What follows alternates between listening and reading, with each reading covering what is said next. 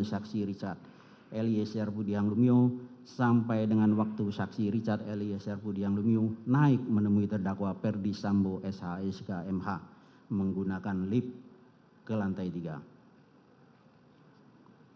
Setelah itu terdakwa Ferdi Sambo SH SK MH meminta kepada saksi Richard Eliezer Budiang Lumiu untuk menambahkan amunisi pada magasin senjata api merek Glock 17 nomor seri MPY 851 milik saksi Richard Eliezer Budiang Lumiu.